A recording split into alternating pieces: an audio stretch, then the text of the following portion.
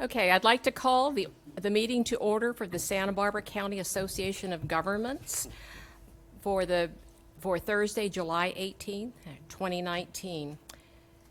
Madam Clerk, can you please call the roll? Director Williams? Here.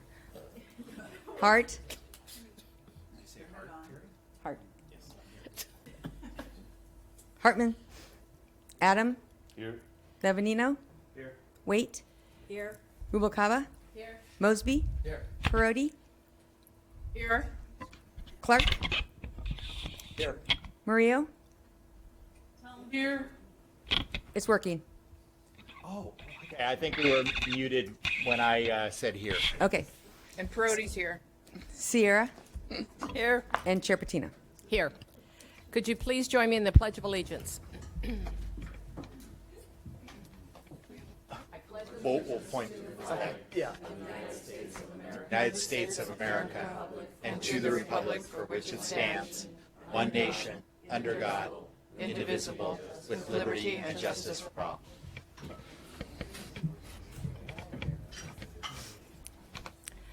Item number 3 is public comment. Do we have any public comment? Ms. We have no Contreras? public comment in Santa Maria. We don't? Do we have any in Santa Barbara? No. No. Okay, moving on to the consent calendar. Are there any items that any of the directors wish to have pulled from the consent calendar? Are there any in Santa Barbara? Can we designate some person down there to answer me? I'll do it. Well, there's no request for consent calendar pulling. Thank you. Any public comment for consent calendar? There's no public comment in No. Santa Maria. Okay. Okay, so I need a motion. It's moved and second to approve the. I heard something down. Yes. It wasn't Santa Barbara because it was right to my right. I have a motion and a second to approve the consent calendar. Any further discussion? Any discussion in Santa Barbara? Hearing none, No. Madam Clerk, No, ma'am. can you please call the roll? Director Williams? Aye. Hart? Aye. Adam? Aye. Levanino? Aye. Waite? Yes. Rubalcaba? Mosby? Aye. Perotti? Aye. Clark? Aye. Murillo? Aye. Sierra? And Chair Patino. Aye. Motion passes 12-0. Thank you. Moving right along here. Item number 5. Ms. Contreras, can you please read item 5 into the record? No. Item 5, Sustainable Community Strategy Public Outreach Professional Services Contract and Senate Bill 375 Public Participation Plan. 5A, approve and authorize the chair to execute an agreement between the Community Environmental Council and SBCAG for public outreach services associated with the Sustainable Community Strategy Update in the amount not to exceed $75,000 with a term of July 18th, 2019 through August 31st, 2021. 5B, approve and authorize the executive director to extend the period of performance for up to 1 additional year in accordance with Section 4 of the agreement. And 5C, review, approve, and adopt the Senate Bill 375 Public Participation Plan, which defines the public process to be undertaken for the 2021 update to the region's Sustainable Community Strategy. And the staff presentation be made by Mr. Becker. Yes, thank you, Chair and Directors. I'm Mike Becker, your Director of Planning.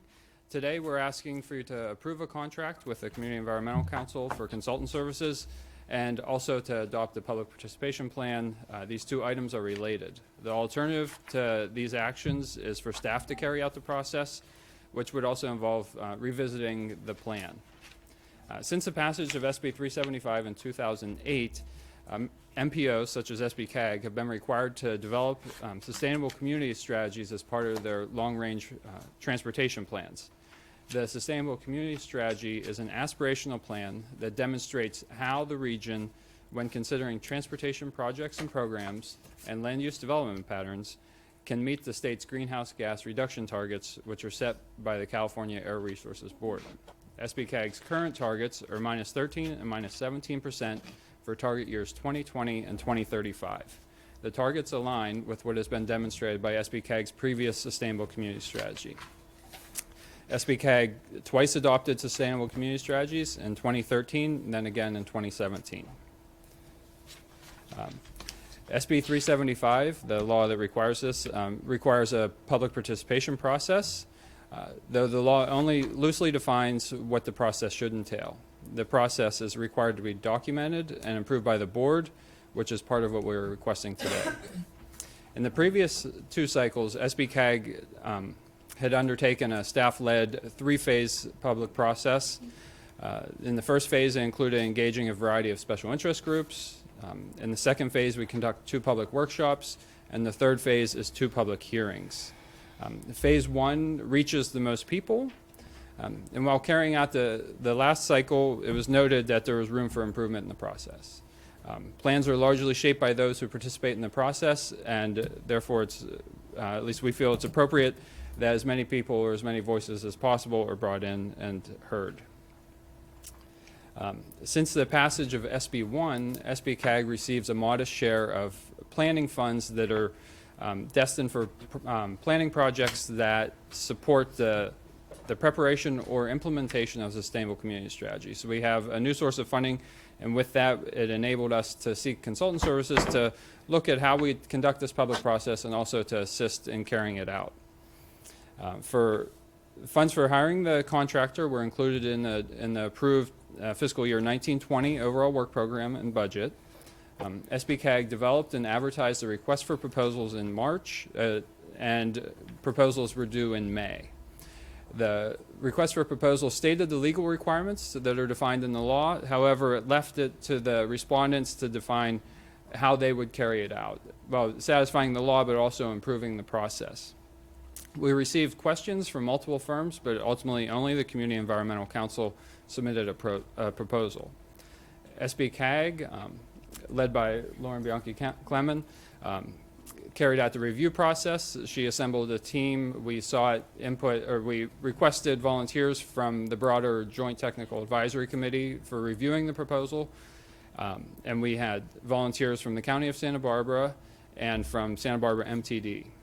The reviewers found that CEC was qualified and capable of carrying out the process.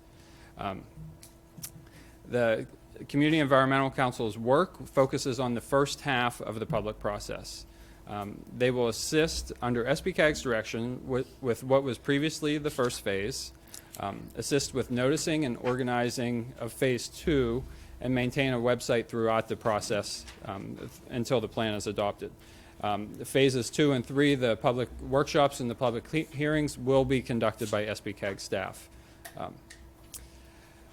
What were previously the second and third phases in the past remain largely the same. CEC's role is just to assist in noticing.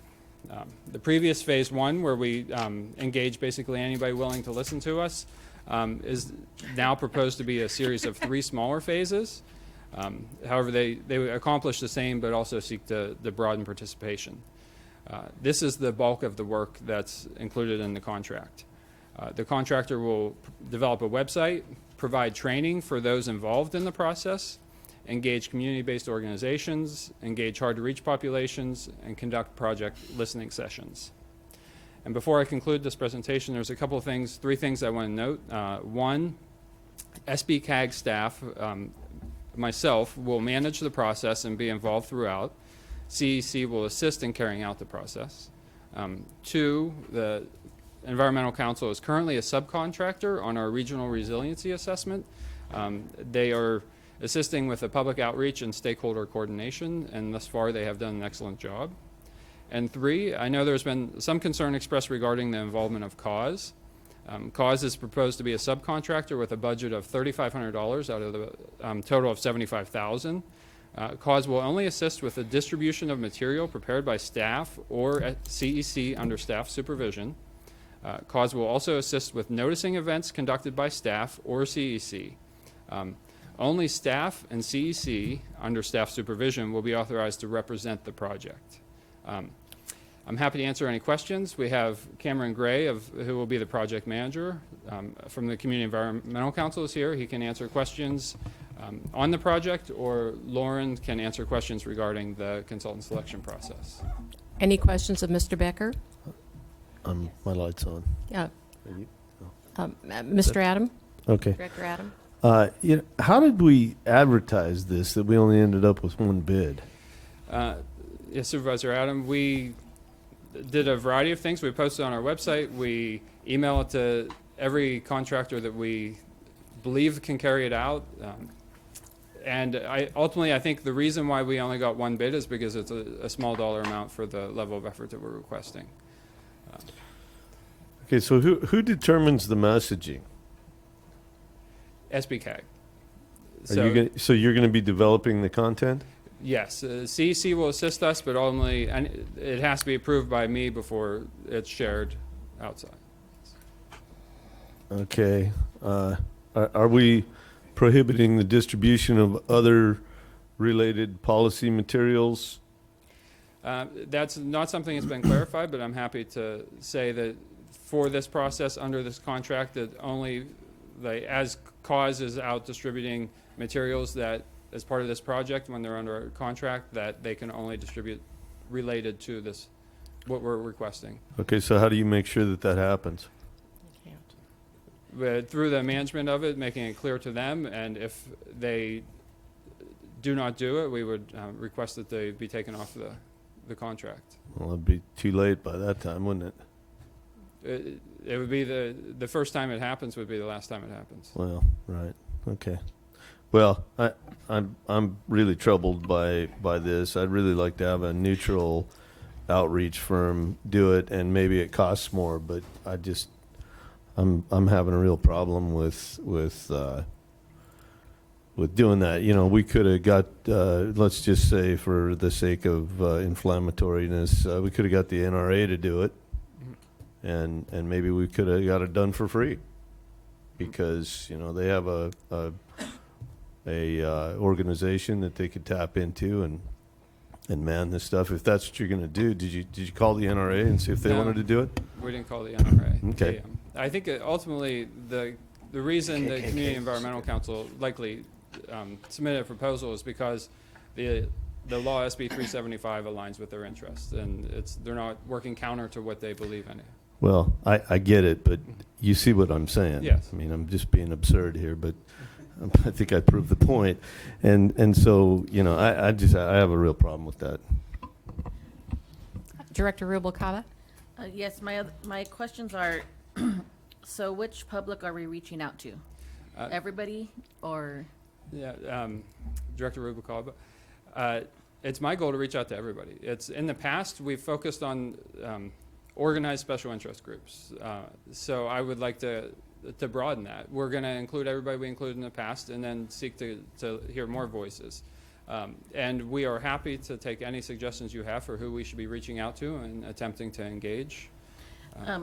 You were saying that the respondents can choose how to, early on, you said the respondents can choose how to. Okay, so for that, when we sent out this proposal, because we knew that there was room for improvement in the process. So with the request for proposals, we said, here's the law, and here's what we did in the past. How can we improve the process with your help? So we just stated, here are the requirements, here's what we did in the past, tell us how we can make it better and carry this out and get more voices involved. Because the way you stated it was that they can choose how to do it, basically. The respondents, yes. Yeah. So with their proposal, Okay. they state how they would carry out the process, yes. Yes. That's it for now. Any questions? Mr. Labanino? So how do we, at a subcontractor level, how would we know normally? Our contractor is CEC. Yes. So do we normally go and figure out who they're going to use as a subcontractor? The contract's not with us, is it? No, so the causes contract would be with CEC. So it would be through our management of the contract that we can therefore manage cause as well. It's up to anybody who submits a proposal to define who they're going to work with. I'd say the vast majority of proposals we get have a subcontractor involved Okay. Thanks. The material is coming from you. Yes. Okay. Director Mosby? Yeah, just doing a quick review, it seems like the potential contractors predominantly understanding South County.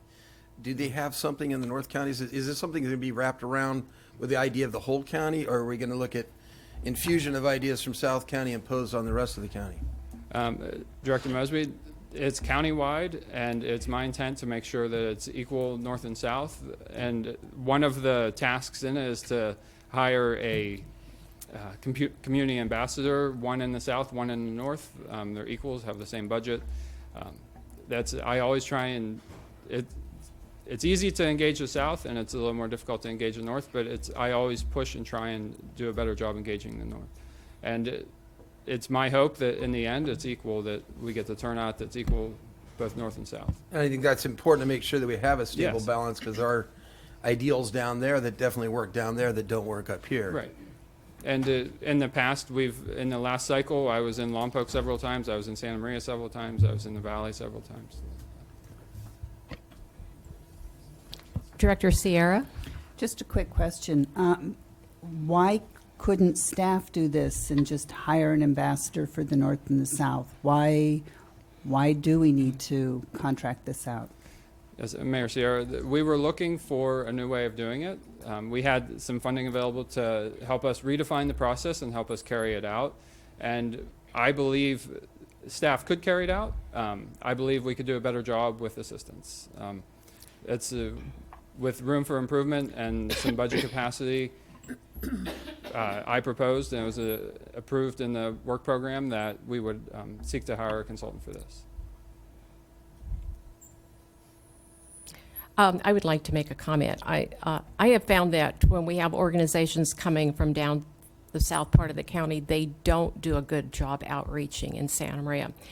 And I think I was concerned, and this has come to me lately, that when we did the open streets in Santa Maria, which I thought was really exciting, but there were two organizations that were sort of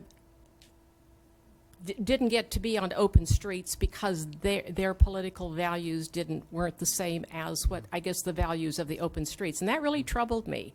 And I didn't know that until a couple of weeks ago when I met with somebody.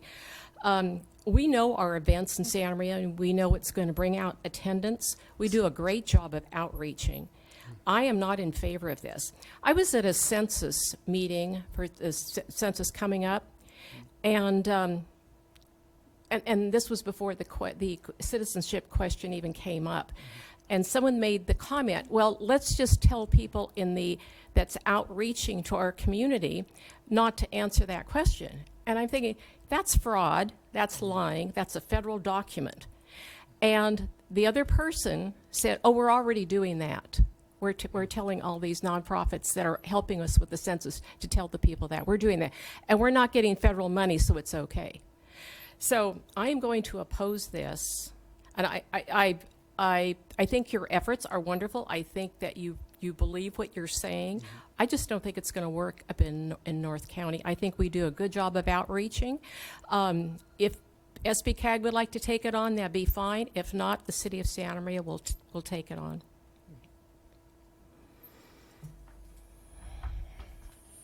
Any other questions, comments? Anything from Santa Barbara? Director Williams? Yeah, I just, I feel like some of the reaction to this is based on a perception of what kind of organization CEC is. And I just wanted to articulate that they are not, your typical South County NIMBY organization.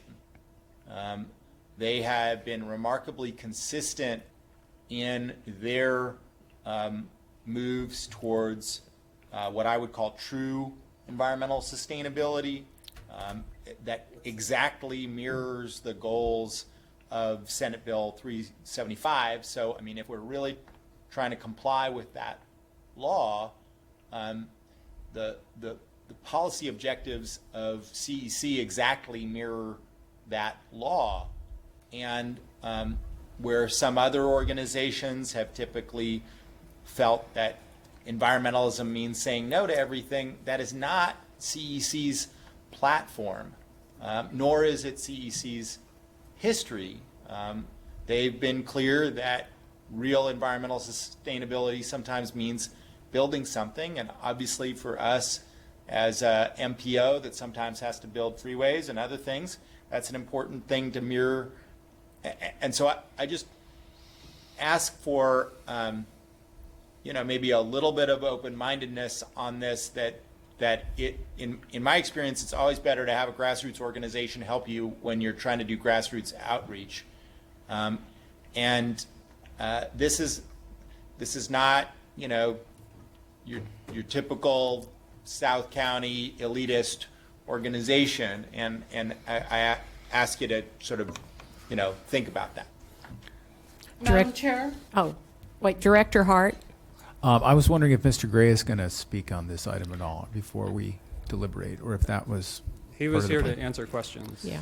Okay. Well, I guess I would just say. Would you like to hear Mr. Gray Yeah, speak? I think it'd be helpful Okay. to have him talk directly from CEC about their plan. Mr. Gray, They're gonna skip public comment. thank you for being here today. Chair Patino, thank you for the opportunity to speak and really appreciate the board members hearing us out on this.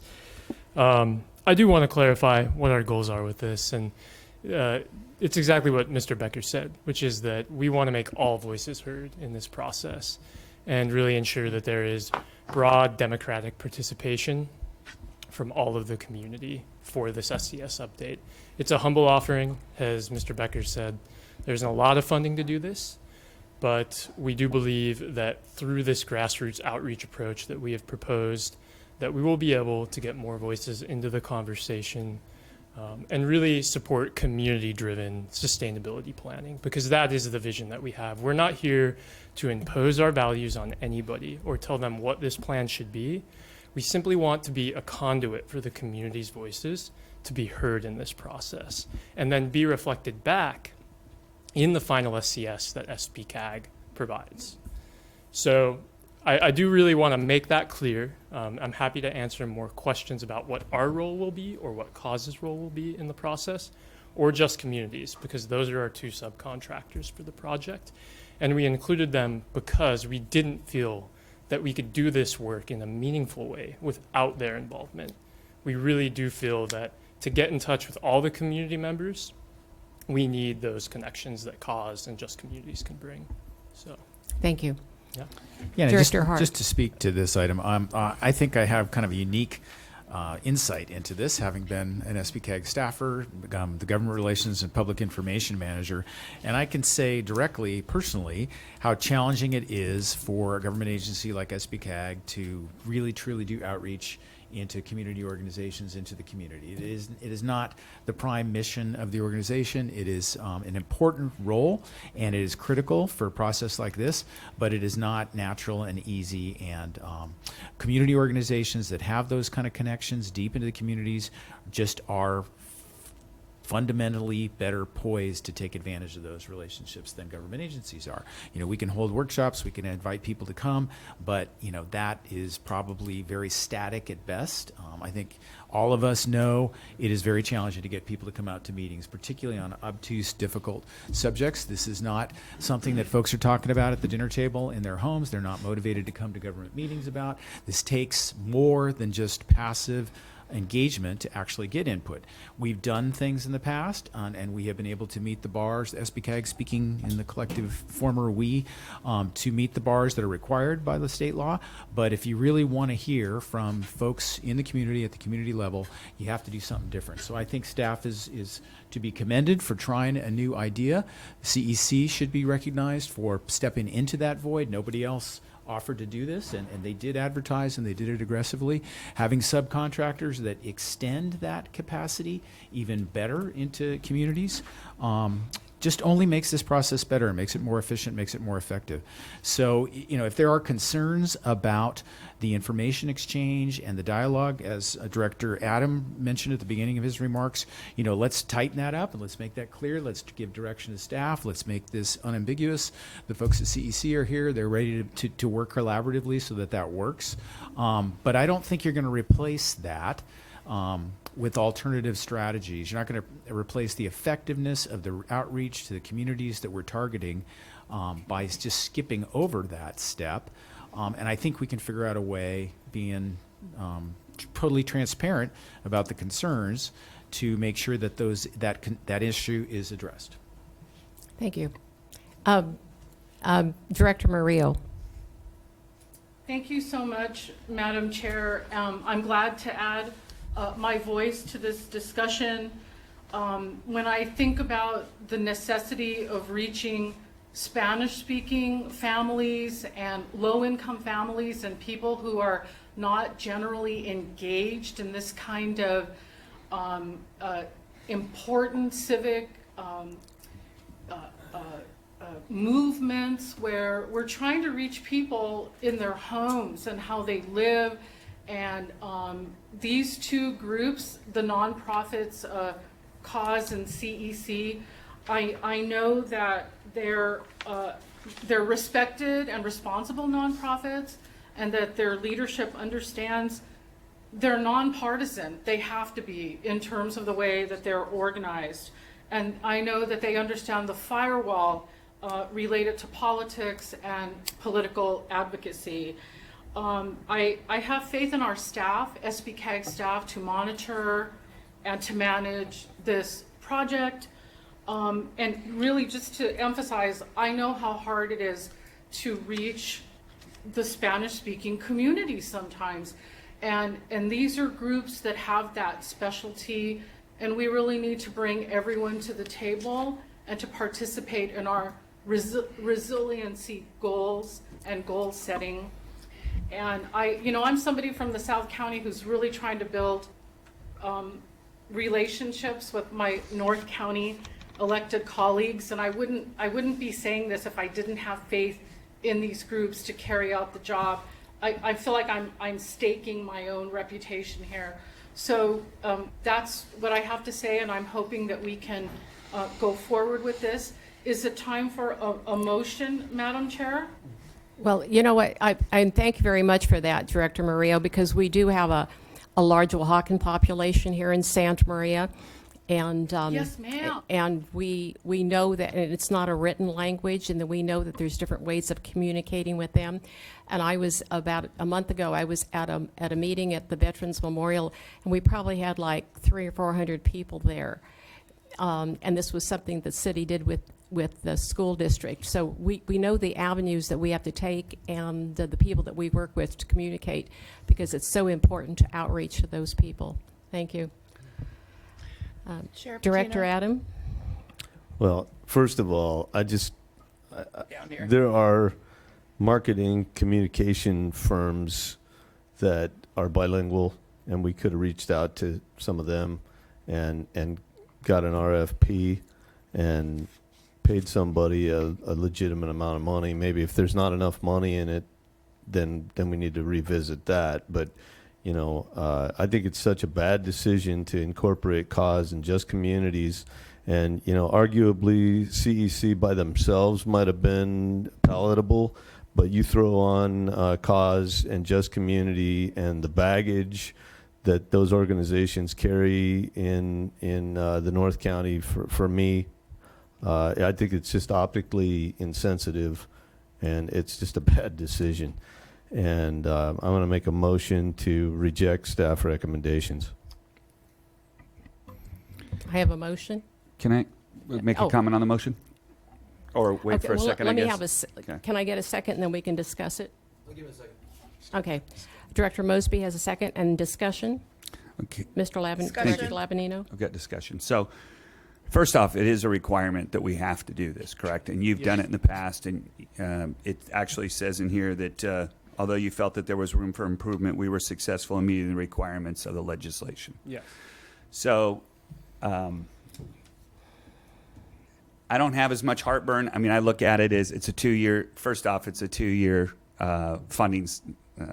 It's for 2 years. Right. To clarify that, the contract goes out through the life of until we adopt the plan. However, the bulk of the work that's proposed in the contract will be completed by April or May Okay. in the spring. So it's Okay. less than a year that they'd be involved, and then they have a minor role after that. So I just think it's you know, in the whole scheme of things, it's very little money, but I understand what I'm looking at is you've got North County leaders that are opposed to it. And for it to be successful, I think you have to have buy-in. And if you're going to go out and try to reach the community and you don't have, the mayor of the largest city and, other leaders that are opposed to it, I think we're running up against a brick wall. So I'd like to hear what our other proposal is. I don't want to vote no on this if we don't have something else out there. I know the city has offered, but that doesn't have a lot of details to it either. How soon do we have to move on something like this to fulfill the Supervisor requirement? Levin, we would return, so the third action that we're requesting there to approve the public participation plan is written consistent with the proposal of CEC and the contract. We couldn't in good faith adopt that plan and carry it out. It was their ideas and so forth. So staff would have to regroup and revisit the public participation plan and likely return in September seeking approval of that. But in terms of what it would look like, that's to be determined. Okay. Let me ask you something, Mr. Becker. On the staff report, it says Senate Bill 375 explicitly states there's no requirement of consistency between local plans and city or county land use policies and an SCS.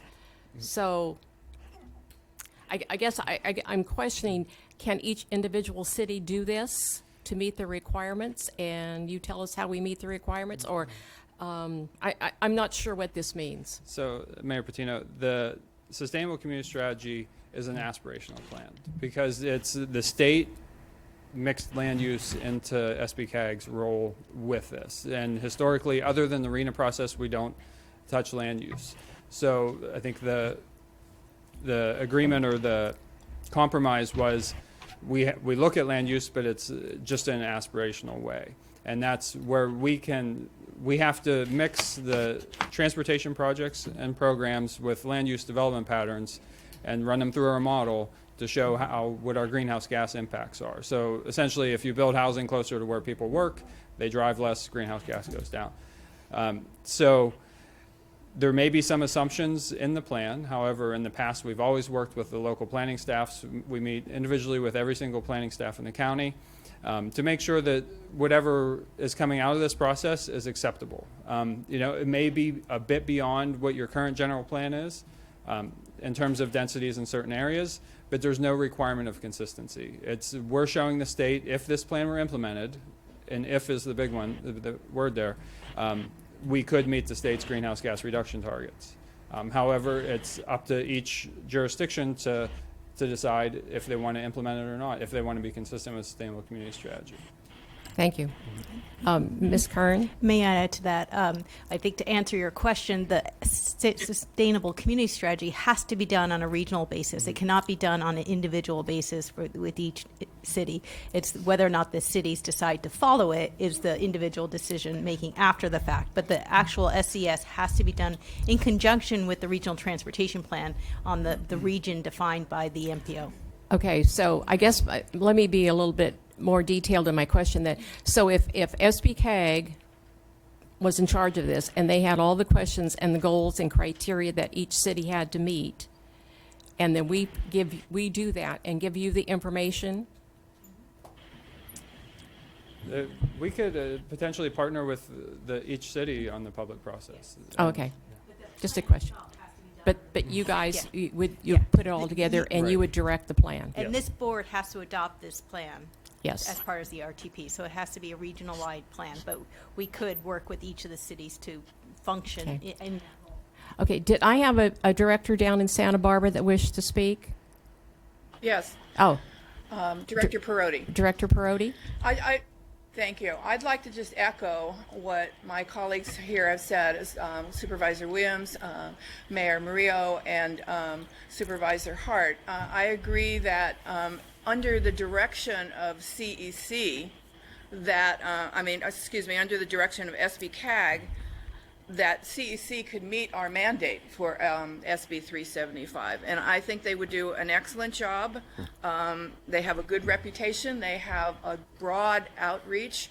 I see no problem with them not doing what SB-CAG would instruct them to do. I feel confident they could do the work. I hesitate to put more work on SB-CAG staff to do this. So I just wanted to let that be known, how I feel. Thank you. Director Murillo? I said my piece, thank you. Oh, okay. I'll Is be there, voting against the motion. okay, if is there's there, still a is there motion on anyone the else floor, down ma'am? there that wished to speak? Okay, thank you. No, ma'am. Okay, I'll bring this back to, there is a motion and a second. Well, I'd like to modify my motion. Mr. Adam? Maybe we'll see if we can retain the second. And that would be to have SB-CAG accomplish legally adequate public outreach consistent with 375, as was accomplished in the last iteration. Second. Probably want to say that out loud. Second, okay. Okay, Mr. Adam made the motion. Director Mosby did the second. And I'd like to say that before we vote on this, that we were going to be involved anyway. I mean, you were going to be a major portion, so this wasn't like it was getting farmed out entirely, and then we didn't have to worry about it. So SB-CAG staff was going to be involved in this the entire time. So we'll just do what we did last time and see if you can do it legally adequately. Any other discussion? Yeah, I'd like to speak to that motion. Madam I Chair? understand what Director Adam is trying to achieve, trying to bring in the North County perspective on this issue and have it stay in-house and not have that additional outreach that would be provided by the community organizations. I think that's a loss, but I understand your concern about the subcontractors involved in this. I was encouraged by what you said about CEC. I wonder if we could just do a little pause and let staff take the direction and the dialogue that we've had today, and come and think about some different ways we might accomplish this. Mayor Patino has offered the engagement of the city of Santa Maria. Perhaps some of the other North County cities would also like to participate in that way. Maybe there's a hybrid here that staff could propose. I think they would like to do more than just what they did in the past, but hearing the direction from the board, maybe there's something in between we can go to that would be more than the status quo, but not something that causes concern here with my North County colleagues. Thank you. Director Rubalcava? Yes, you can take a breath here. I'm going to tell you what my understanding is of what's going on here. So my understanding is CEC, okay, fine. I mean, I actually am fine with CEC myself. From what I'm hearing is there's just some kind of concern regarding who CEC might be putting out to do some of this work.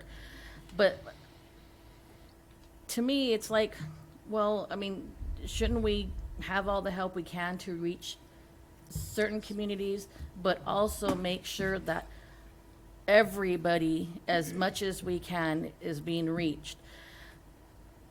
Politics aside, we need to get this done.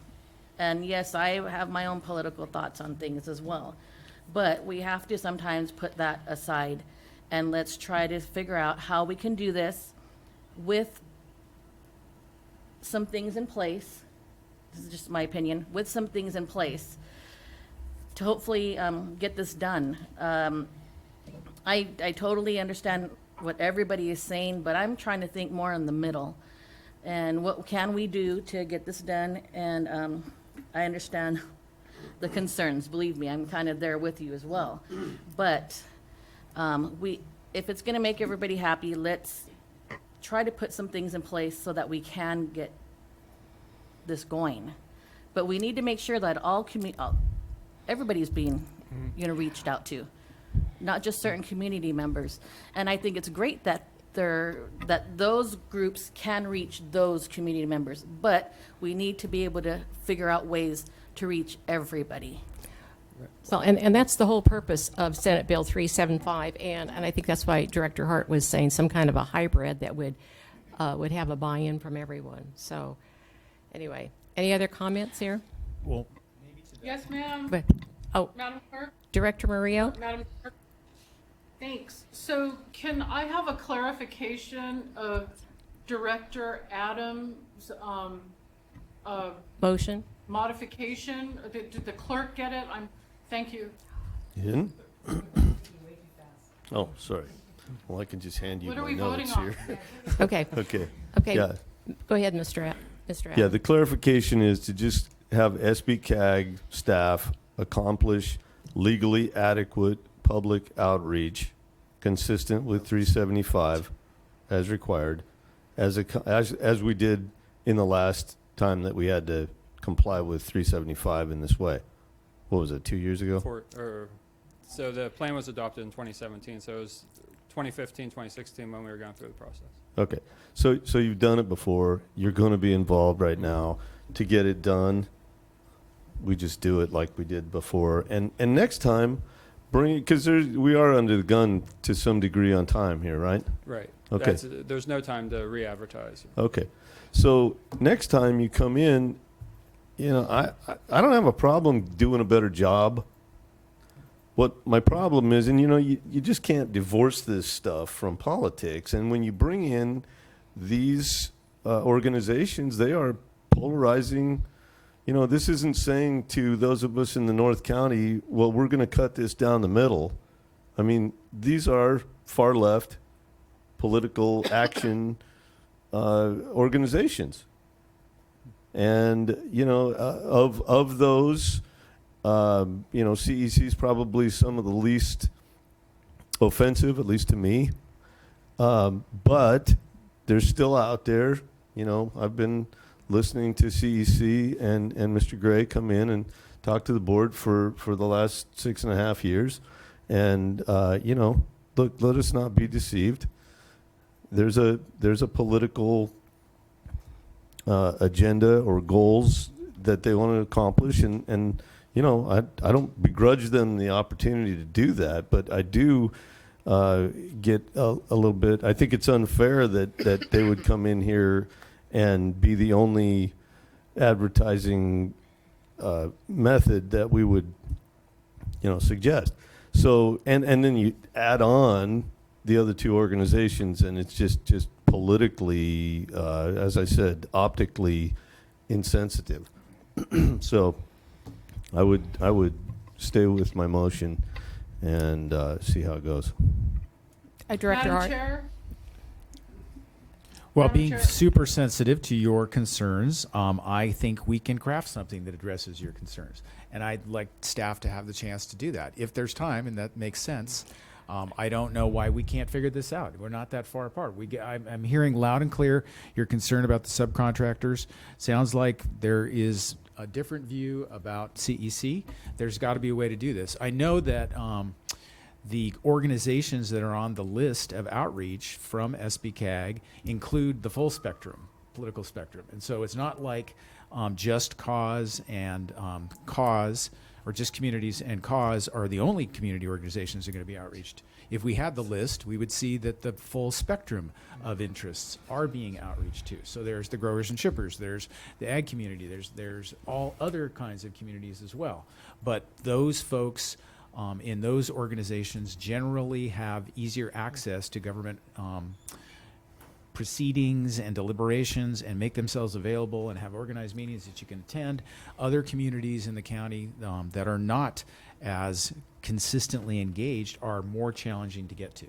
And I think Director Rubalcaba understands that and recognizes that, is trying to find a place here too. So if you don't want to amend your motion, I'd make a substitute motion to give staff time to work out a hybrid approach that could get a board majority, if that works from the timing standpoint. Okay, we have a Second. motion on the floor. We have a second. Let me ask you the question, Ms. Kern. Do we have time? Madam Chair, yes. I mean, we would have to come back with a revised public participation plan, and we can revise that accordingly and have different ideas in there to accommodate what's being heard here. So, Thank you. yes. Did I see someone raise their hand down there and want to speak down there in Santa Barbara? Well, yeah, I Director was Murillo? just going to say that yes, ma'am. I was going to say that I'm maintaining my, I won't be voting for Director Adams' motion with all due respect. I'll be voting for the substitute motion. I was really heartened by Director Rubalcava's clear-minded willingness to work with these groups to get us to the goal of public engagement with all due respect. Thank you, Madam Chair. Thank you, Director Maria. Okay, we have a motion on the floor and a Actually, second. we have a substitute motion. Okay. We haven't had a second for it. I second it. Okay, there's a second for this. Director Williams seconded it. Okay, I heard that. We have a.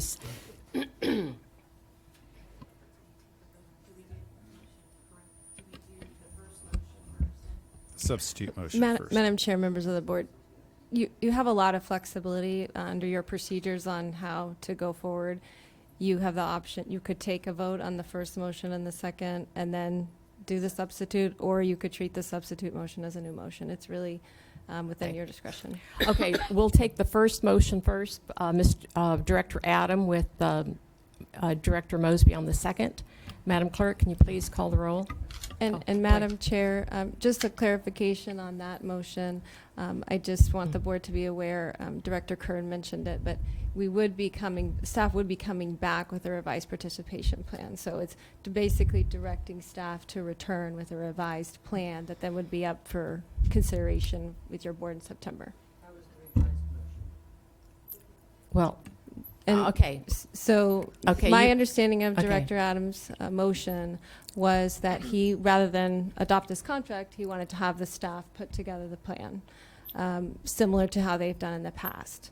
And to implement that, what will happen practically speaking is that the staff will put together a revised plan and come back in September to have your board consider that. Okay. So I just wanted to make that clear before everybody votes. We need to have a public participation plan that's approved by your board. Okay, and that will be with Director Adams' motion then, right? Okay. Practically speaking, I So think it may sounds happen like with it's- either it motion. sounds like it's the But that's why I same wanted thing. to be clear when people are voting Yes. on this one, the practical effect of Director Adams' motion is that it's going to be a revised plan that comes back for consideration in September. Okay. Madam Chair? Yes, Director Just to make Lavanino. sure, so which could include a hybrid approach to North and South County.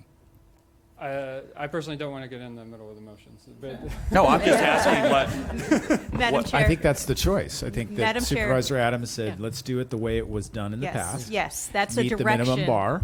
And my Yes. substitute motion is let's figure out a hybrid that's more inclusive than Correct. that. Correct. There is two different tones to the motion. So one status quo and what we've done in the past, and one is a different way of doing things. Well, or I don't think either motion prevents them coming back with options. Yeah. If that would I get think- more I support, think- we could do I think that. it does. I think it does. The first for that. motion is a pretty much a directive to do what we did in the past, and that's what we'll come back with. So can I make a third motion to There you hybrid them go. together? Yeah. I'm And all for then, that. then at least everybody's happy with, Okay, we've got a motion on the floor, and we have a second. We have a substitute motion and a second. Mr. Adam, did you want to change your motion or not? If not, we're going to go for the vote. I'm just leaving mine. the Leaving, way it is, okay. yeah. Madam I think Clerk? it accomplishes everything everybody wants. Okay. but she's saying it's not, it's gonna just do what you want, and then it's not gonna be able to bring any. I don't think Yeah. we could keep staff from bringing back. I think don't that- think you would have run off with the bit in your mouth if you would bring back options. I think staff has heard everyone up here. I think that they know what we want to do, and I think in the plan, they will have the options. So if there's nobody else wanting to speak, Madam Clerk, Call could you for the please call the question, roll? yeah. Director Williams? No. Hart? No. Adam? Yes. Lavanino? No. Wait? Yes. Rubalcaba? No. Mosby? Yes. Perotti? No. Clark? No. Murillo? No.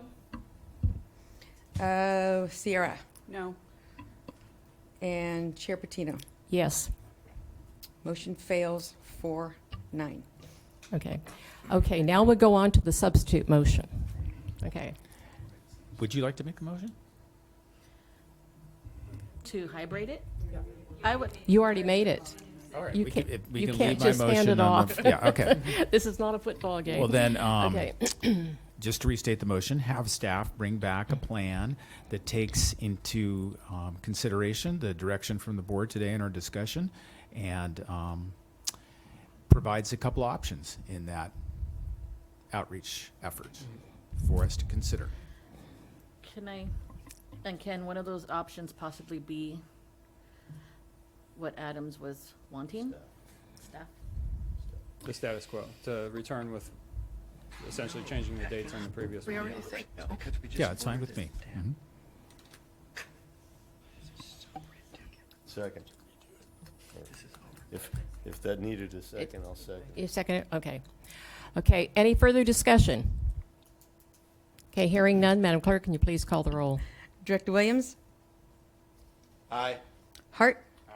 Adam? Aye. Labanino? Wait. Yes. Ubakava? Aye. Mosby? Perotti? Aye. Clark? Aye. Murillo? Aye. Sierra? And Chair Patino. Aye. Motion passes 12-0. Okay. So, moving on to item number 6. Ms. Contreras, could you please read item number 6 into the record? Item 6, response to grand jury report. 6A, consider and adopt responses to the 2018-2019 grand jury report entitled Railway Fatalities in Santa Barbara County. And 6B, approve and authorize the chair to execute a letter and forward the letter and responses to the presiding judge of the Santa Barbara County Superior Court. Staff presentation to be made by Lauren Bianchi Clemon. Great. Thank you, Honorable Board Chair Patino and fellow directors. The item before you today is a draft of the SBCAG Policy Board response to the 2018-2019 Santa Barbara County Grand Jury Report entitled Railroad Fatalities in Santa Barbara County. The grand jury received a request to investigate railroad deaths in Santa Barbara County during a 4-year period from 2015 through 2018, where 20 railroad fatal accidents occurred along the 109-mile County Railroad corridor. The jury found that a vast majority of the fatalities occurred on stretches of the track from Ortega Hill to Summerland to Milpas Street in the city of Santa Barbara and from Patterson Avenue to Glen Annie Road in Goleta. The grand jury focused their report on the high fatality zones and published their report on June 10th, 2019, and asked for a response from SBCAG as well as the cities of Santa Barbara and Goleta, the county of Santa Barbara, and the Santa Barbara County Sheriff. Of the 6 findings and recommendation, one recommendation has 2 parts to it. Your SBCAG board was requested to respond to 4 within 90 days pertaining to matters under the control and authority of your governing board. On July 10th, the South Coast Subregional Committee reviewed the draft and made a recommendation that the board approve the response with amendments to recommendation 1. Those amendments to the draft response are included in track changes format as attachment A. And in summary of the findings, staff is recommending that SBCAG agree with 2 findings where the railroad-related deaths are occurring and video surveillance cameras provided increased observation. That's the second one. Disagree partially on 2 findings. A sealed corridor has been used effectively to enhance railroad safety, and 2, fencing along the railroad right-of-way is inadequate or non-existent. In summary of the recommendations, we have not yet implemented but will implement recommendation 1 in offering to coordinate and host meetings to discuss development of a safety plan. We amended this response based upon feedback from the South Coast Subregional Committee to emphasize the fact that SBCAG does not have the authority over Union Pacific Railroad right-of-way, and that we will assist local jurisdictions to work with Union Pacific Railroad. We received feedback on this recommendation for the city of Goleta to include the city safety task force comprised of regional government organizations, formed in 2018. The purpose of that task force is to meet with UPRR to address issues and concerns related to homelessness in and around the UPRR right-of-way. SBCAG is currently not a part of this task force. However, we understand that membership will be expanding to include SBCAG, which we look forward to participating and know that the City of Goleta will include that in their response.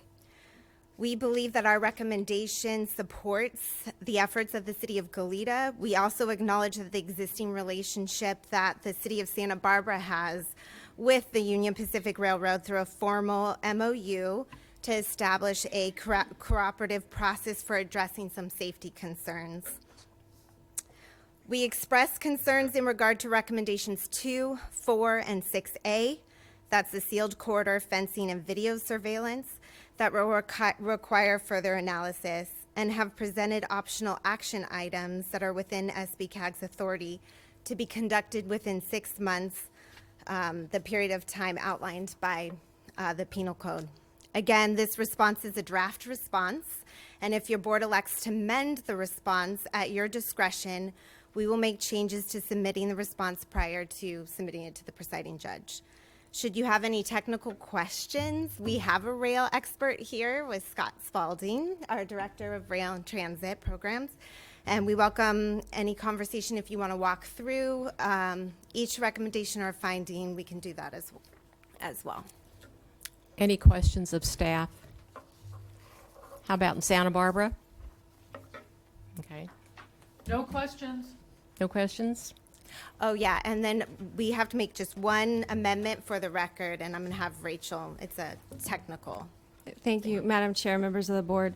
My recommendation is that under response to finding 1, recommendation 1, we have the response, this recommendation has not yet been implemented, and we need to add back in, but will be implemented, because under the Penal Code, we have certain choices of how we can respond to grand jury recommendations, and there's 3 options, and this is choosing the second option, which is you can state the recommendation has not been implemented, but will be implemented in the future, and you have to add a time frame. So to be consistent with the Penal Code, I'm just recommending that language be added back in.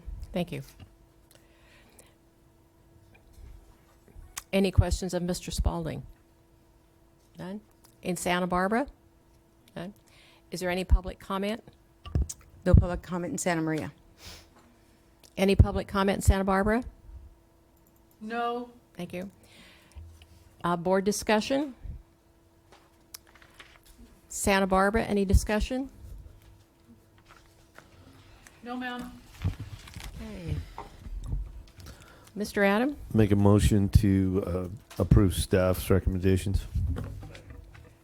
Okay, we have a motion and a second to approve staff's recommendations. Any further discussion?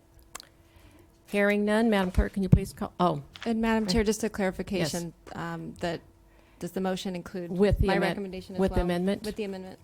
Of course, you're part of staff. yes. Okay, thank you.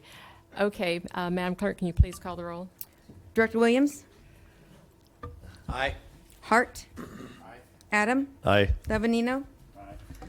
Waite? Yes. Rubalcaba? Aye. Mosby? Perotti? Aye. Clark? Aye. Murillo? Aye. Sierra? And Chair Patino. Aye. Motion passes 12-0. Moving on to agenda item number 7. Item 7, Breeze Intercity Transit Service. Receive presentation on the Breeze 100 and 200 intercity transit services connecting Santa Maria with Lompoc and Santa Maria with Buellton and Solvang. Okay, and here to give the staff presentation is Mr. Odell from the City of Santa Maria. Just one moment. Good morning. Good morning. Well, while they're getting the presentation up, very good. Madam Chair and Directors, thank you for inviting me here to give you a brief presentation and overview of the Breeze. Again, my name is Austin Odell. I'm the Transit Services Manager with the City of Santa Maria. And just for background, the City of Santa Maria operates the Breeze. And also we contract our service to a company by the name of RATP Dev. that provides the drivers and the vehicle maintenance. And again, I was asked by Margie and I believe yourselves as well to give you just a brief overview of what the Breeze is. All right. So the Breeze has 2 routes, and they both operate under a separate MOU, a Memorandum of Understanding, and they all. Sure. Okay. A little challenging. Well, that's much better. It's good for me too. Yes. All right. So the both routes operate on a separate MOU with funding with respective funding partners, and the Breeze 100, which operates to Santa Maria, Vandenberg Air Force Base, Vandenberg Village, Lompoc Plaza, Mission Plaza, Dinmat, which is one of the employers down there, then goes all the way down to the Lompoc Transit Center, and it provides weekday service from basically 5 a.m. to 6 p.m. in the evening, and there's 8 round trips that provides, and then the Route 200, again, it's separate MOU, and it serves Santa Maria, Allen Hancock College, Los Alamos, Buellton, and Solvang. And it operates roughly around the same, but it's 5:30 in the morning to roughly at 7:13 in the PM. It's 3 round trips during the day, and it's basically, I would characterize this service as a lifeline service. So that gives you a little bit of a map. On my slide, that's a lot larger, but anyway, that gives you a sense of what the Route 100 does. So, and there's the current schedule that just went into effect on the 15th. We just made a little bit of a tweak in the schedule that's now serves the Lompoc Transit Center. So, and then we also made one little tweak in time for the 810 trip. City of Lompoc changed their service. And so we used to have a connection with their service, and when they changed it in November, we no longer connected. So we just changed that route, that time a little bit by 10 minutes, so that we could have serve a connection between the Colt and the Breeze. So just kind of give you a sense of ridership trends. I know this looks really scary, but it's not. We're not alone. I'm going to first of all go to the right graph. The state is basically the ridership in transit as a whole in the state has been plummeting, and that has to do with you got transportation, you got your Ubers, you got your Lyfts, but not only that, owning a car is a lot easier. Starting around 2015, 2016, car ownership is a lot easier to get for people who might not be residents or residents here that were not able to get cars. Financing is a lot easier. Also, getting vehicle registration is a lot easier. So there's been a modal shift to private car ownership. But, and I would just say, all the agencies are trying to understand what the problem is, why it's happening, and how they can change, basically think outside the box and change that trend. What we're showing on the left is, yes, the Route 100 did go down, but we are recovering. We are actually recovering from the bleed. And moving to the Route 200, that shows what the schedule is. Here's the map showing that we go from Santa Maria, Los Alamos, Buellton, and Solvang. And those are the trips that we currently provide. So there's one super early in the morning that really covers for the hospitality workers, gets people to Solvang, gets people to Santa Maria. And then the midday trip that starts at 11 is primarily for, those have later shifts, and then also for tourists as well. And then your last trip is basically getting everybody home. So that's what that trip does. So here's that gives you a kind of ridership trend. Same graph on the right, but you're seeing that we are getting an uptick now on our ridership.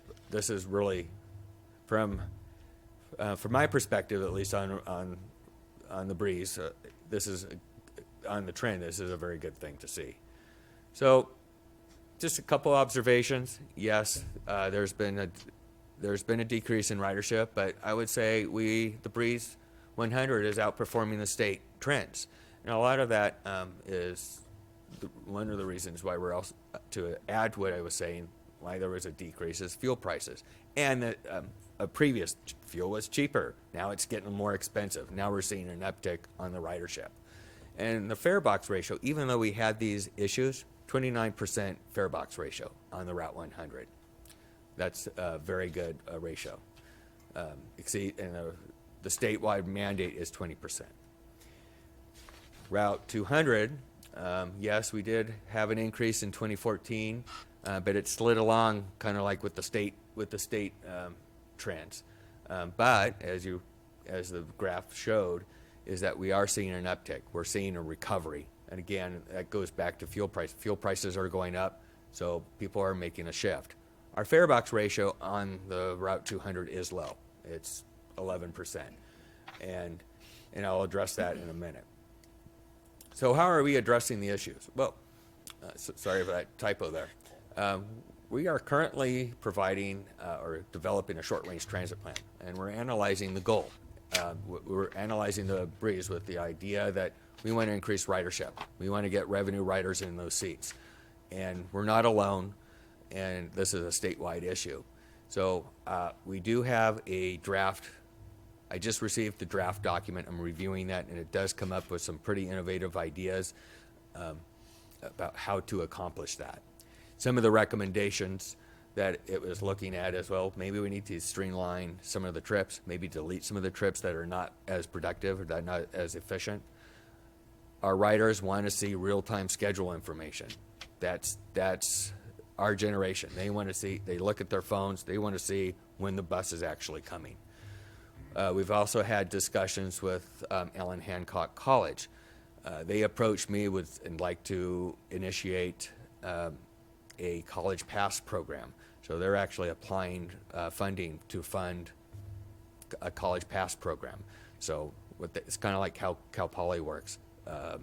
They just basically show their ID, and their students board the bus, and we get reimbursed for those trips. We're also looking at a college hub at the Santa Maria campus. They've approached the city, and right now they want to look at providing a hub more inside the campus. Right now we have a stop that's on Bradley and then on College.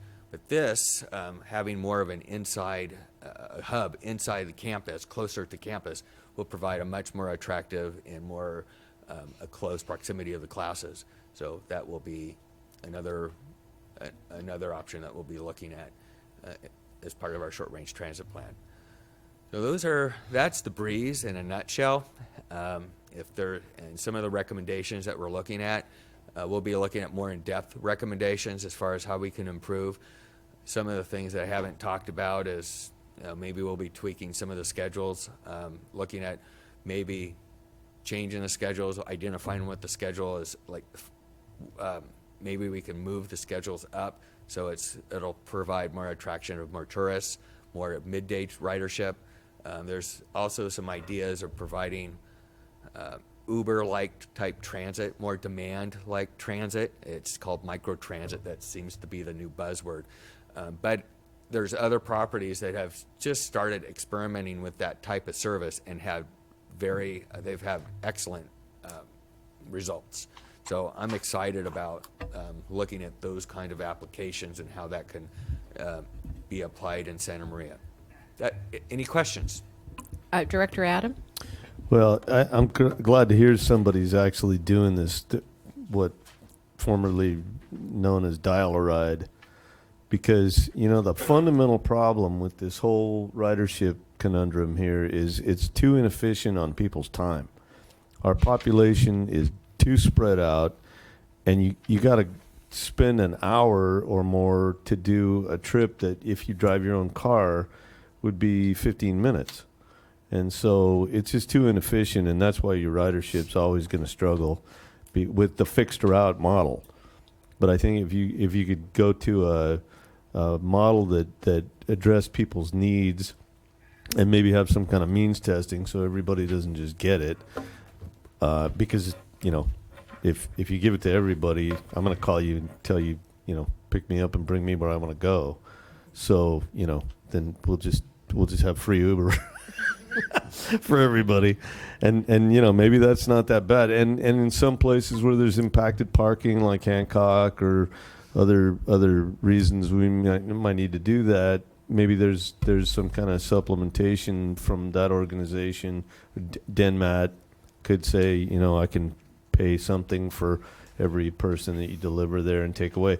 But, like your midday schedule for those people who work late or in a later shift, are you really bringing them home during the hours of operation?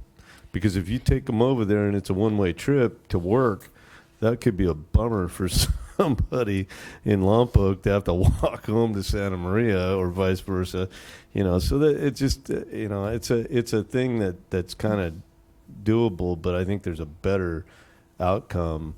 And I would like to see us reach out into these communities that we're trying to serve. And I've talked to people about this before and not gotten any traction, but reach out into those communities that you're trying to serve, the low-income communities, and find out, what the hours of travel are, and really dig into why your ridership is low. And I think you're going to find out that the hours of travel and the destinations aren't really where people want to go. And if you're on that fixed line, they just can't use it. So I think there's a better way to serve those communities if that's what we really want to do. But you got to go hire a marketing firm. And because the last time I talked about this, their method of outreach was to print out a flyer and paste it inside the bus. Well, guess what? If they're not on the bus, you don't get to talk to them. So, those are the people you've already reached that are on the bus. So, we got to get beyond that somehow. Thank you. Director Sierra? Okay. On the other hand, I just want to say, as a Buellton resident, that I truly appreciate the Breeze 200. We have a lot of seniors who cannot drive, and to get to a doctor's appointment, I've found I have not had any complaints about the hours of service, and we truly appreciate that there is a service for our residents. So thank you very much. Thank you. Oh, Director Waite? Yeah, I have a comment, and I've been seeing presentations for the various transit systems for a while now.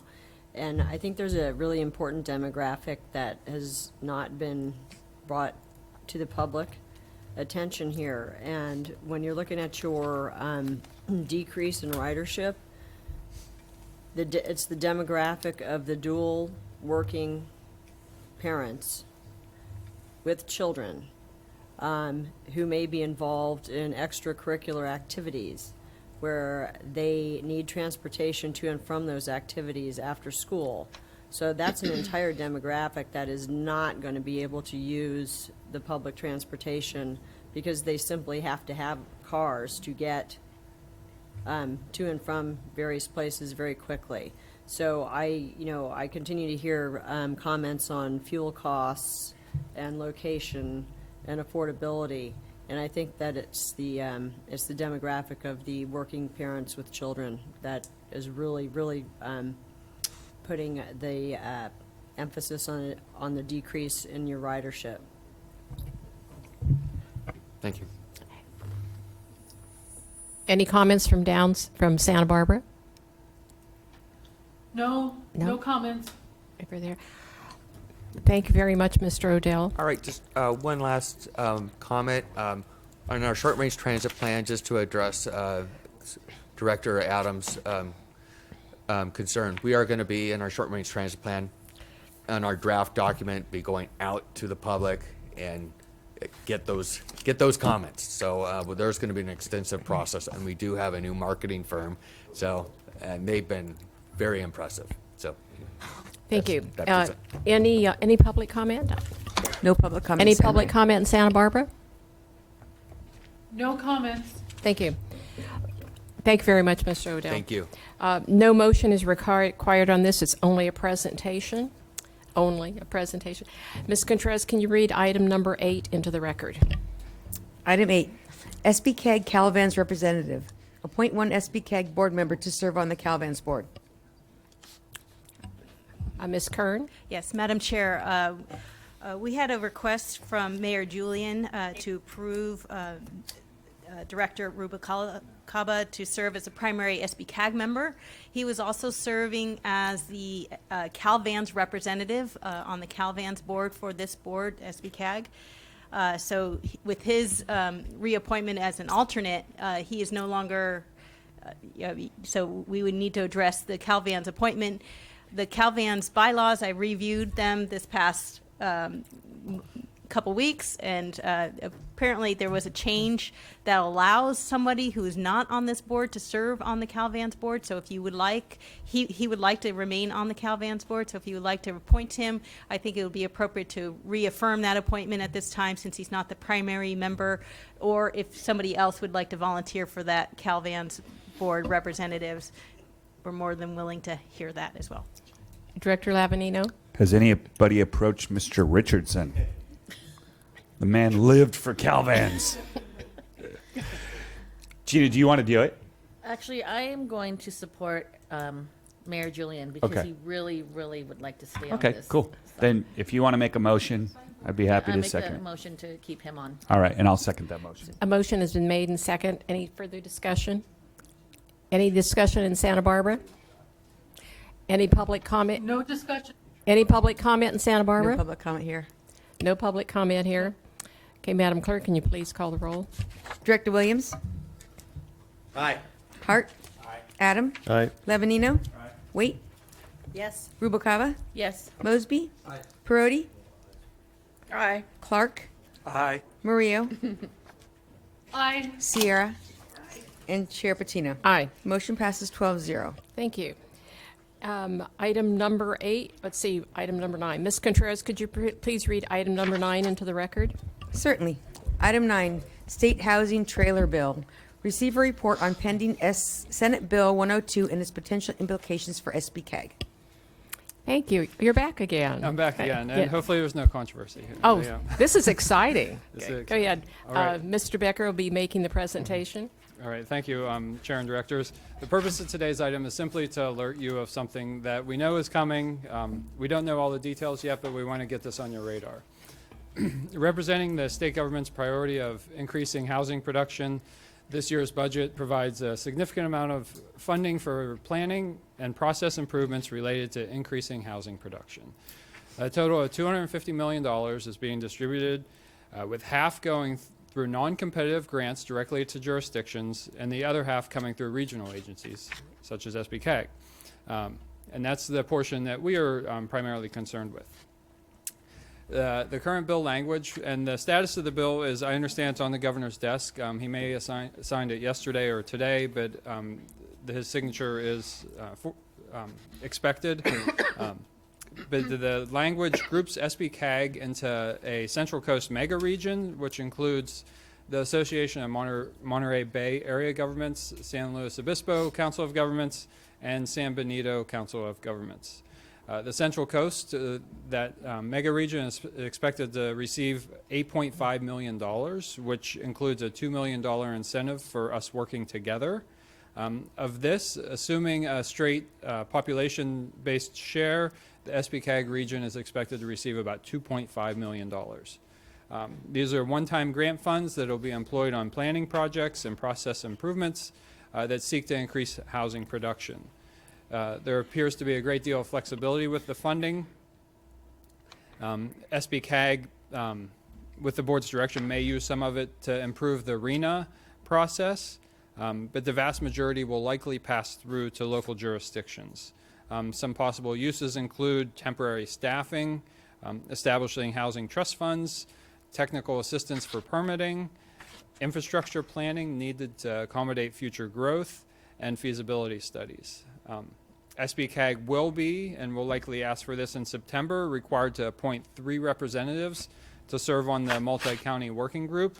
Of those 3, 1 is required to be a board of supervisor, and then 2 city council representatives, 1 from a small city and 1 from a large city, and that's relative to the region. And a minimum of 1 member must also be on this board. So you could consider appointments that are not on this board, but that'll be coming in September. We'll also be, the working group will work with that mega region. I'm not for certain, but it seems like the meetings may occur either, if they're not virtual, they'd be in Paso Robles or say King City, somewhere that's in the middle of that mega region. In addition to requesting appointments to this working group of the mega region, we're required to appoint 1 of the MPOs to serve as the fiscal agent. The Association of Monterey Bay Area Governments has stepped up and volunteered for this role.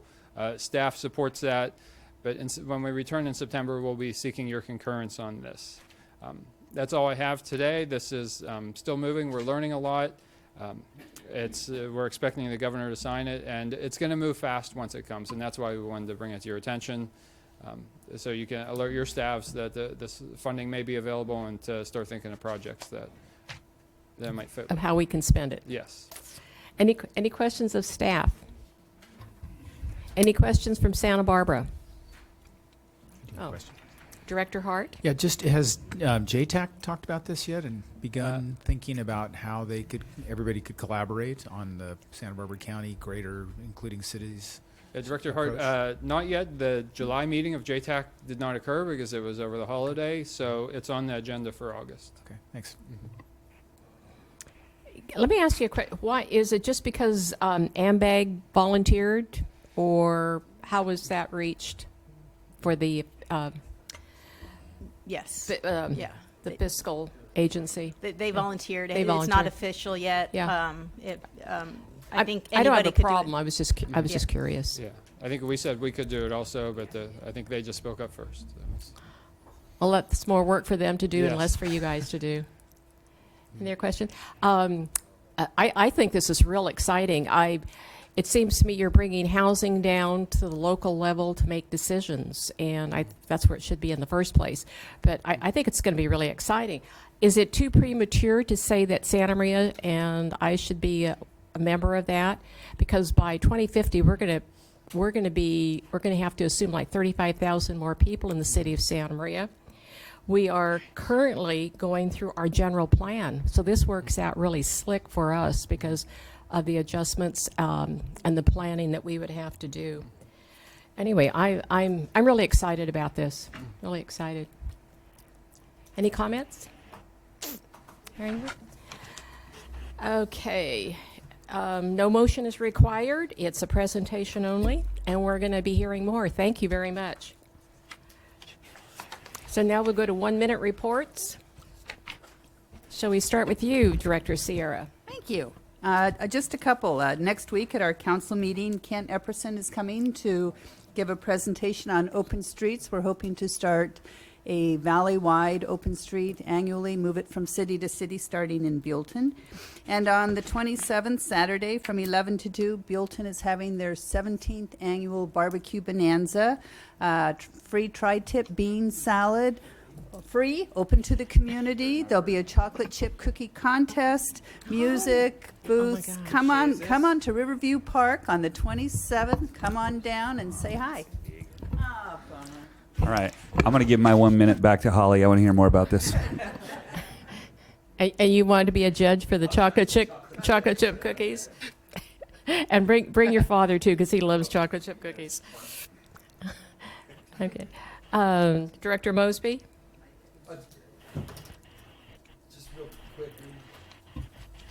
Just real quickly, we approved our last council an MOU with a group called Pale Blue Dot. Going to be building a space museum, et cetera, potentially down the road. So somewhere between $80 and $100 million facility. So, yeehaw, we'll get that bus ridership up a little bit. Director Hart? Nothing? Director Waite? Yeah, sure. Okay, so I think a lot of my comments are more appropriate for the North Regional meetings because they pertain directly to that area. But I would just like to say that, City of Solvang and the council have been in the news lately, covered unfavorably. Unfortunately, a lot of facts have been misconstrued, so we will have a full report on that. And we also have had a response put out by our city attorney to the public in a press release. But on a happier note, we're ramping up for Danish Days, which is coming up end of September, so that's great. And we'll continue to try to do a good job for the city of Solvang, and please look for forward communications from our council. Thank you. Director Adam? Director Rubalcaba? Okay, I'm not sure if it's appropriate to bring up anything with Caltrans, or should I wait when Caltrans does the report? Yeah, why don't you wait for Caltrans? Okay. But I do want to say that our consultants are working on the mobility plan, and staff is very excited. It will be, because it will improve our state Route 166 and Highway 1, so we're really excited about that. Thank you. Santa Barbara? I have a report, Madam Chair. Go ahead, Director Murillo. Thank you. The City of Santa Barbara has sent out a request for proposals for our bike share program, and we're expecting responses by the end of the month. And also, we're working on an electric bike program for our city fleet so that our employees can use bikes around town. Thank you. Thank you. Director Williams?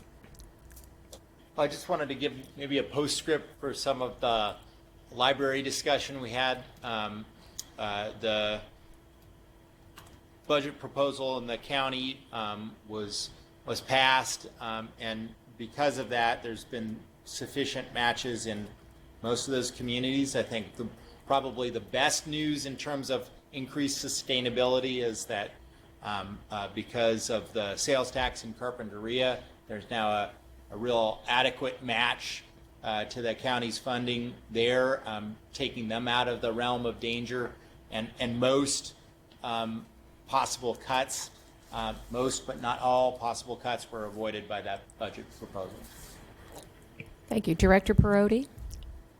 Yes, thank you, Chair. Well, last Tuesday's meeting was really a huge, very successful meeting. We first had Kent Epperson come in with awarding our bicycle group from Goleta won the bicycle challenge for Cyclemania, and they came in and we were recognized, so that was exciting. Also that evening we approved our energy strategic plan, which is our roadmap for becoming 100% renewable by 2030. And then we also in the evening directed staff to go back to Monterey Bay and work with them on a community choice energy program for the city of Goleta. That's my report. Thank you. Director Clark?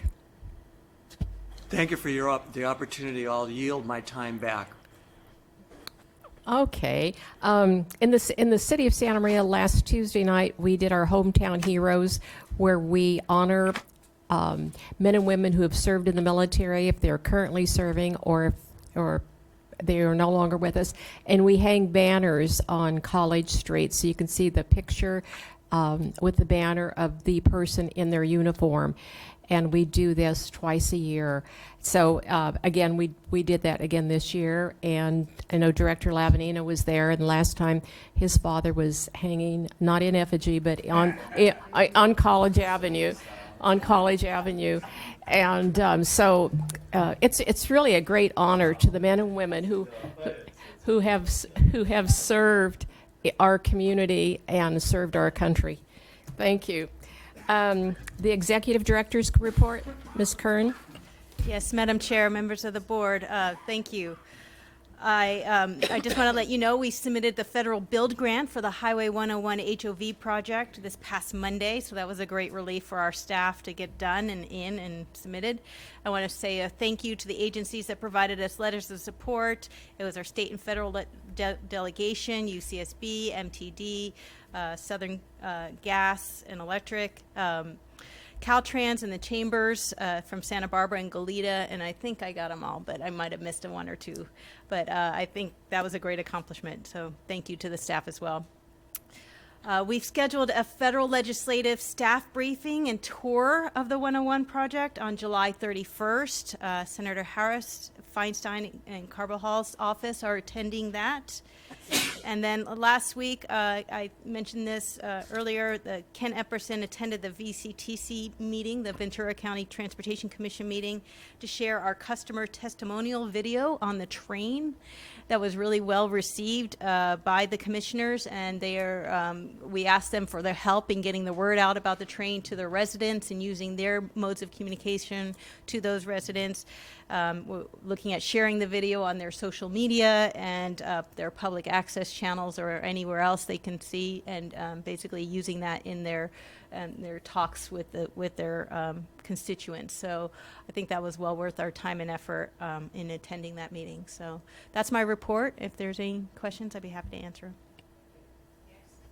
Next is the Caltrans District Director's Report. Ms. Persons. Hi, good morning, Director Patino. My name is Terry Persons with the Planning Division, so I'm here today for Caltrans. I just wanted to share a couple quick updates. Some of you know that our director, Lori Berman, recently retired end of June. And so we have an interim acting director who is Bob Franzoia. And so he'll be acting until a permanent director is appointed. I also wanted to mention that the FAA recently awarded some grants for airports, and that included the city of Lompoc got a grant, and that was for doing some rehabilitation to the runway and the taxiway. And also the city of Santa Barbara got a total of 3 grants for their airport, and that includes terminal building improvements, some security enhancements, and then also some environmental studies they need to do. So that's good news. And then the last thing I just wanted to mention is the CTC is having a transportation policy forum, and that is going to be on Monday, July 29th in Sacramento, and there's also going to be a live webcast of that event. And I think there were some questions for Caltrans. Okay, Director Rubalcaba. Just a couple of things. Just wondering if you can get back to us somehow on what the state is regarding the traffic signal at 166 and Highway 1. There was a meeting that was not attended by the railroad back in May, and we have not heard anything from anyone, the city of Guadalupe. So we really would like to get that moving along. And then also we think that we have approval, so we need to make sure regarding our ATP Cycle 3 project. It's supposed to, well, it will improve the pedestrian safety along Highway 1 where we don't have sidewalks. And we're still waiting on our encroachment permit on that one. So if you Okay, can- so is that your question, the status of the Well, encroachment permit? yes, Okay. yes. And that's specific to your ATP application? Yeah.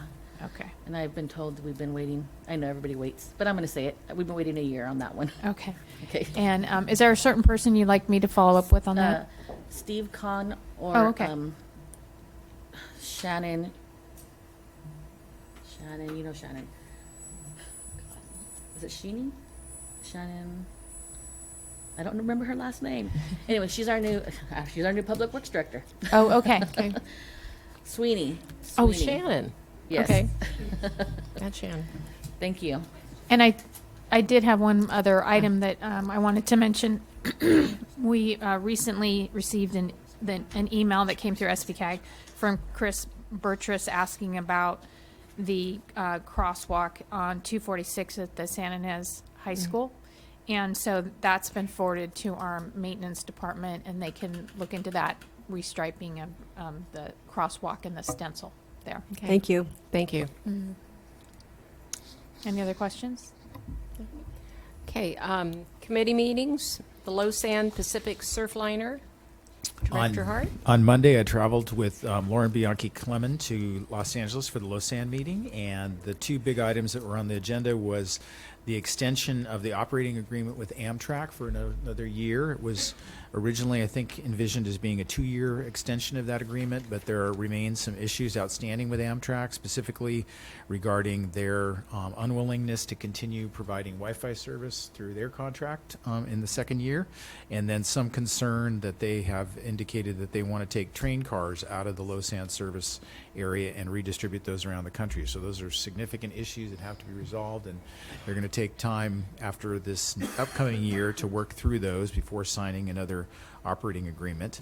And there was a lot of discussion, another item specifically about on-time performance for the Pacific Surfliner, which is underperforming its metrics. We know about that here locally with the service that we have in the morning and the afternoon from Ventura County. And it's a very complicated subject with a lot of different reasons. Many of the board members spoke with a lot of concern about passenger or pedestrian intrusion in the tracks and accidents that happen on the tracks and fatalities with pedestrians. And that turns out to be a relatively small percentage of the overall on-time performance issue, but there are a lot of gaps in that system that could be tightened to make it faster to clear the tracks and get trains back on time. So Lausanne's looking into that. Thank you. The train down there. Dan, thanks for checking it. Scott Spalding is to be credited for Inquiry getting minds want to know. Okay. There are no communications, is that correct? Okay. Okay, anything from Santa Barbara? Anything No. from here, from the dais here? If not, this meeting is adjourned until next Thursday, September 19th at 10 o'clock in Santa Barbara. Thank you. A long time.